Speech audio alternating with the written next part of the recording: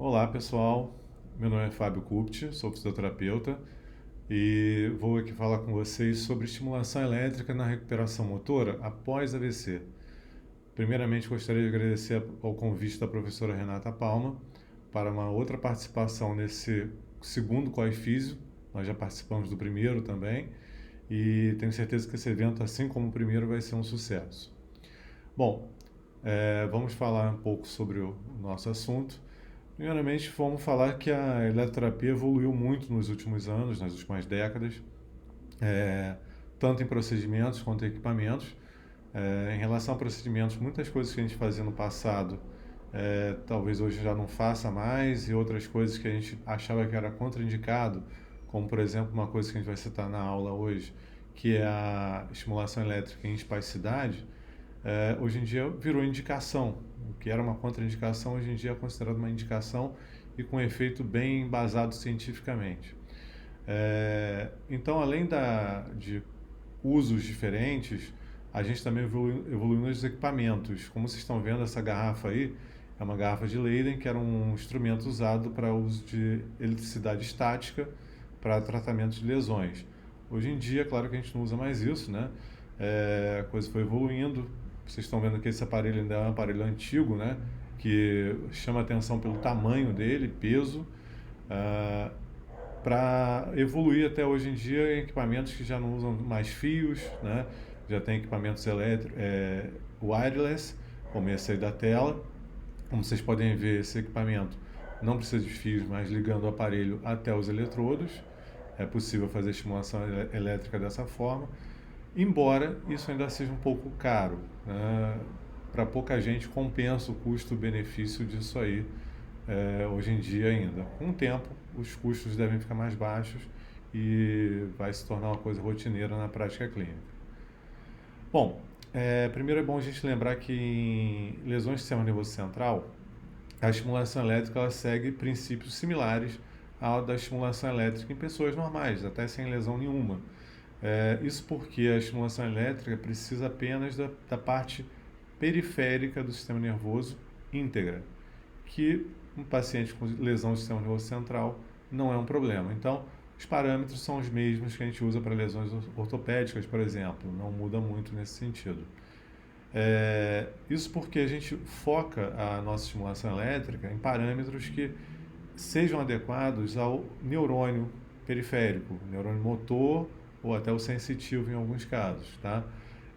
Então, quando vocês veem uma contração muscular acontecendo com a corrente elétrica, normalmente você está estimulando um neurônio motor para que esse neurônio leve a contração do músculo. Esse estímulo é propagado pelo neurônio até o músculo e isso gera uma contração.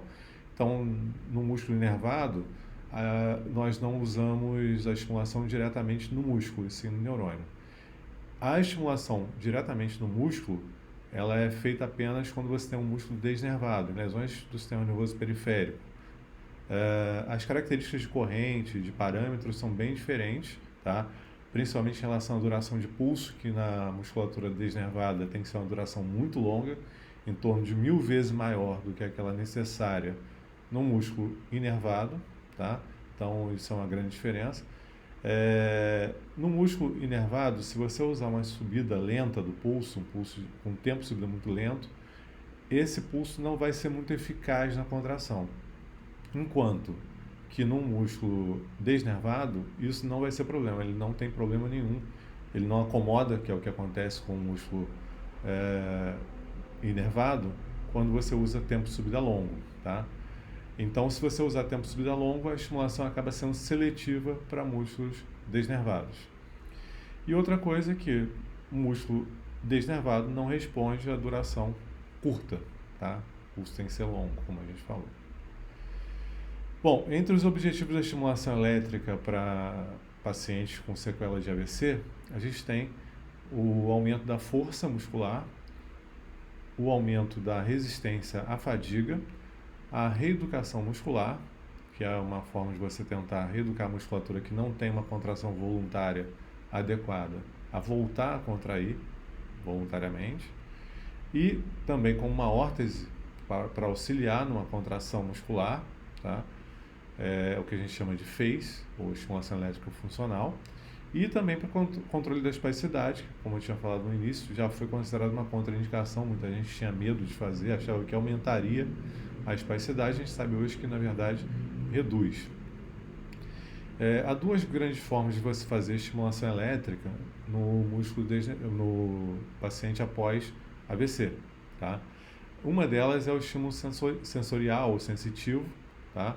E a outra é usando a contração muscular induzida eletricamente para facilitar essa recuperação motora, que a gente chama de estimulação elétrica neuromuscular, tá?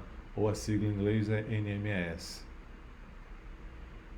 Bom, primeiro vamos falar da estimulação elétrica sensitiva, que vocês podem chamar de SEIS, que nos últimos anos tem tido uma série de artigos e até revisões sistemáticas apontando para benefícios desse tipo de tratamento. Entre os benefícios, a gente sabe que já tem evidências, melhora na recuperação motora, melhora na espasticidade, no equilíbrio estático e na velocidade da marcha desses pacientes. Tá? Geralmente a posição de eletrodos que a gente usa para estimulação sensitiva é sobre a musculatura espástica, como vocês estão vendo na foto aí, nesse caso no músculo bíceps braquial e nos flexores de punho. Tá? Então não há contração induzida eletricamente, mas é necessário, é importante que vocês solicitem ao paciente que faça a contração que ele tenha possibilidade de fazer, a maior contração possível, mesmo que ele não tenha essa contração voluntária, que você solicite que ele mentalize essa contração, que é que a gente chama de imagética motora ou prática mental, mas que ele tente de alguma forma fazer um movimento, isso é essencial para ajudar na recuperação. Aí tem um artigo de revisão sistemática, de 2011, que depois de verificar 15 artigos que atenderam os critérios de conclusão, e com um N total de 446 pacientes, eles verificaram que havia grande variabilidade dos parâmetros nesses artigos, e dentre esses 15, 14 apontavam melhora em pelo menos um dos itens avaliados para a recuperação motora desses pacientes. E como vocês estão vendo, o movimento ativo parece ser um fator determinante nos resultados positivos, como eu tinha falado. Então é importante que o paciente sempre tente realizar a contração voluntária associada. Isso aí está mostrando nesse trabalho que quando você pega o Forest Plot, que é esse tipo de gráfico aí, o resultado da escala de Ashworth modificada, que é uma escala que avalia a espasticidade, foi positivo, comparando esses trabalhos a esses três artigos. E também o teste de Timed Up and Go, que é um teste para velocidade da marcha, que avalia a velocidade da marcha, também foi positivo nesse caso. Ainda nesse artigo, dá para perceber que o equilíbrio estático também teve uma melhora significativa, tá? E a marcha, tanto no sentido posterior quanto no sentido médio-lateral, também teve melhora. Tá? Aí tem outros trabalhos, outras revisões sistemáticas também, como vocês podem ver, que chegaram a conclusões muito parecidas com esse anterior. Tá? Bom, então, resumindo as recomendações para estimulação elétrica sensitiva em pacientes com lesão do sistema nervoso central, ou AVC, na verdade, sempre deve ser usada o movimento ativo associado, né? De preferência com alguma coisa funcional, pegar um objeto à frente, subir um degrau, etc. Né? Mesmo que o paciente não tenha movimento ativo, solicitar a imagética motora, né? A prática mental. Usar parâmetros similares ao TENS convencional, alta frequência e baixa duração de pulso, os eletrodos no ventre muscular ou no trajeto de um nervo, e para a espasticidade, geralmente tempos maiores que 30 minutos parecem ser mais eficazes do que os tempos menores, embora tem trabalhos que mostram que 15 minutos podem ser suficientes. Então agora a gente vai para outra parte, que é a estimulação elétrica neuromuscular, que é quando você tem contração com a estimulação elétrica, contração induzida pela corrente, e que também pode ser associada à contração voluntária, na verdade até deve ser associada à contração voluntária do paciente. O nome em inglês para isso é Neuromuscular Electrostimulation, ou NMES. Tá? É muito comum aqui no Brasil se confundir a NMES com FACE, que é a estimulação elétrica funcional. Na verdade, uma das coisas que você pode fazer com a estimulação elétrica neuromuscular é o FACE. Tá? é quando você usa a estimulação elétrica associada a uma função. Então, a estimulação elétrica vai ajudar, auxiliar na execução daquela função, tá? É muito diferente do que a gente faz muitas vezes, né? Se você não tem função envolvida, é basicamente um objetivo diferente de fortalecimento, melhora da resistência e fadiga, etc. O phase realmente é o que eu vou mostrar em seguida nesse vídeo, tá? O phase é quando você Beth is currently associa using our FES 200 a system. With this system, it contração allows for patients. voluntária, tá? A estimulação elétrica, nesse caso aí é um aparelho mais complexo, que sincroniza a contração com a corrente elétrica com os movimentos para movimentar esse ciclo ergômetro aí, tá? É um aparelho que pode até ter uma função para membro superior associada, nesse caso ela não precisa, está fazendo só para membro inferior, tá? Então, essa é a estimulação elétrica funcional verdadeira, tá?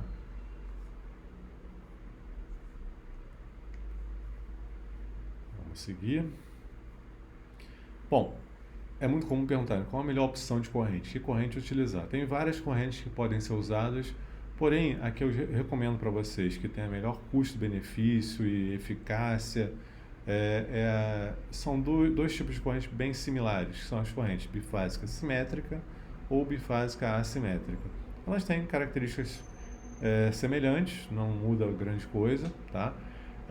Então, como eu falei, os pontos positivos delas são um ótimo custo-benefício, uma possibilidade ampla de ajuste de parâmetros, você pode ajustar à vontade, dentro do que a gente precisa para isso, e uma recomendação é que vocês prefiram os que possuem controles digitais, são mais precisos, e que tenham 4 canais, que você pode fazer em mais músculos ao mesmo tempo, mais áreas do corpo ao mesmo tempo, tá? Não precisa ser aparelho muito grande, aparelhos pequenos servem para fazer essa técnica, não tem muito mistério, então tem aparelhos de bolso até que fazem isso perfeitamente. Bom, quando a gente pensa em parâmetros ainda, aí está uma tabelinha com os parâmetros que são mais recomendados para a gente fazer. A gente preconiza uma frequência entre 25 e 80 Hz para a contração muscular, ou até mesmo para estimulação sensorial fica mais ou menos nessa faixa aí, tá? Pode ser até um pouquinho mais no caso da estimulação sensorial, mas para contração, geralmente nessa faixa. E quando você pensa em duração de pulso, a gente recomenda entre 200 e 400 microsegundos, porque é uma faixa que garante conforto e ao mesmo tempo um bom recrutamento muscular. Geralmente, quanto maior o volume do músculo, maior vai ser essa duração de pulso que você vai usar. O tempo de contração vai depender da atividade que você quer realizar com o paciente, mas geralmente entre 5 e 10 segundos é suficiente, tá?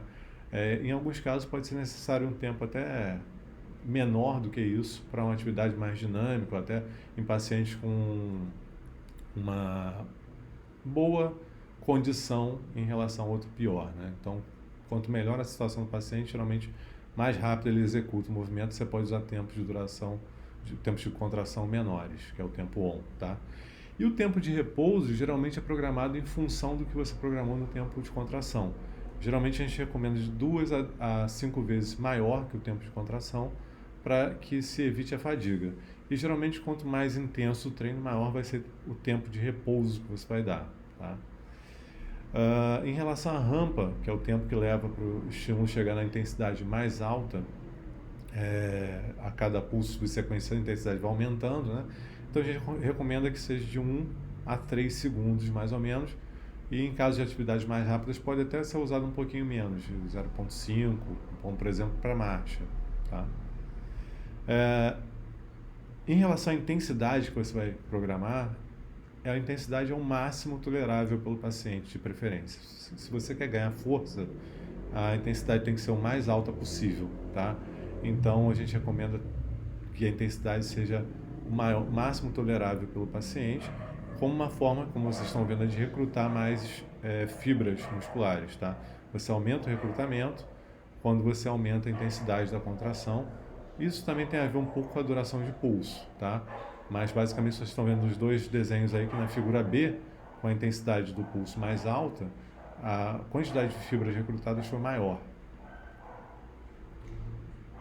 Em relação ao tempo que você vai realizar o tratamento, eu costumo dizer que não tem um tempo determinado. O tempo vai ser o tempo necessário para você obter o número de contrações que você precisa. Eu botei dois exemplos aí em que se usa tempos de contrações iguais, tempo on está igual aí, né? Tempo 5 segundos, porém o tempo off mudou. Em um caso foi 10 segundos, em outro caso foi de 25 segundos. O que muda? No primeiro exemplo, a contração ela vai ser o número de contrações vai ser de 4 contrações por minuto, né? Ou seja, a cada 15 segundos você tem uma contração. E no segundo caso, você vai ter a cada 30 segundos uma contração, então em um minuto 2 contrações vão acontecer. O que muda é que você, dentro de um mesmo tempo de 10 minutos, você vai ter, no primeiro caso, 40 contrações e no segundo caso, 20 contrações. Então dá para perceber que o tempo total muda completamente o número de contrações se você mudar a relação entre tempo on e tempo off, tá? Por isso que o tempo não é o melhor parâmetro, é melhor pensar quantas contrações você precisa fazer e aí você vê o tempo necessário para isso. Em relação à posição de eletrodos nesse caso, como vocês estão vendo aí, você faz geralmente na musculatura antagonista espástica, que no caso do paciente com sequela de AVC em membro superior, é o tríceps braquial e os extensores de punho. Geralmente se você faz essa contração sincronizada para que ele consiga, nesse caso como está na figura ali, ele ao mesmo tempo estender o cotovelo e estender o punho e abrir um pouco os dedos para pegar esse objeto à frente, tá? Sempre tentando dar uma função associada, uma contração voluntária associada, que é melhor o resultado. Aí também associando a contração voluntária e dando uma função, pedindo para o paciente subir uma escada durante a estimulação elétrica, tá? Bom, uma coisa comum em pacientes com sequela de AVC é fazer uma subluxação do ombro. Como vocês estão vendo na imagem da direita, a cabeça do húmero ela pode ficar mais baixa em relação à posição normal dela. Isso é o que a gente chama de subluxação e isso você consegue tratar abordando com a estimulação elétrica, que vai contrair a musculatura periarticular, fazendo uma maior cooptação dessa articulação. Isso é um caso extremo de uma subluxação muito grande, crônica. É um tipo de caso que não vai ter muito resultado com a estimulação elétrica. Você não pode deixar chegar a esse ponto aí, mas é uma coisa que é possível de acontecer se você não tratar o paciente. Como vocês estão vendo aí, é uma subluxação bem grande, né? Então chega num ponto que você não consegue mais tratar. Acaba fazendo esse sinal aí, que é o sinal da dragona, né, no ombro do paciente.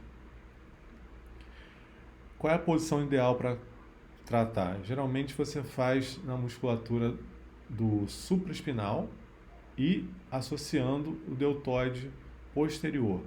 É possível também que você faça deltoide médio anterior, mas desde que seja associado à abordagem anterior. O ideal é que sempre tenha a primeira abordagem da figura ali junto com a abordagem dessa segunda imagem aí. A segunda imagem é uma abordagem opcional. Só com a primeira você já consegue fazer a abordagem correta para reduzir subluxação, tá? Tem uma revisão recente, de 2017, que pegou 11 artigos que atenderam os critérios de inclusão deles e verificaram que quando você trata a subluxação na fase aguda, você tem uma eficácia maior do que na fase crônica, como vocês estão vendo ali, né? Pelo Forest Plot. O primeiro caso ali na fase aguda e o segundo caso na fase crônica, tá? E, além disso, parece que em fase aguda, tanto faz você usar longos tempos de tratamento, um tempo longo ou um tempo curto de tratamento.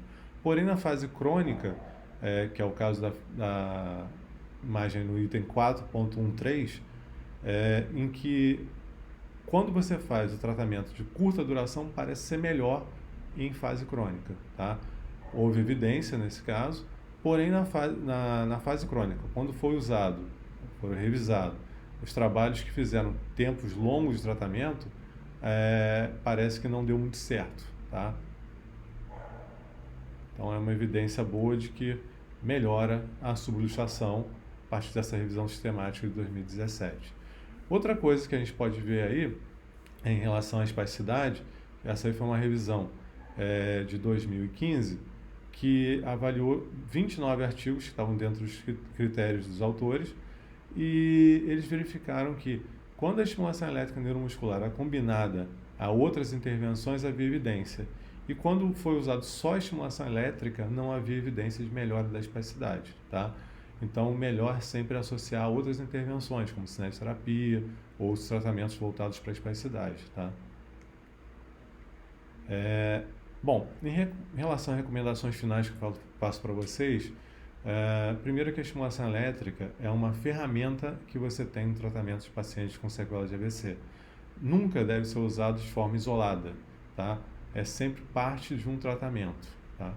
Os resultados são melhores se combinados à cinesioterapia, então a cinesioterapia é sempre fundamental, tá?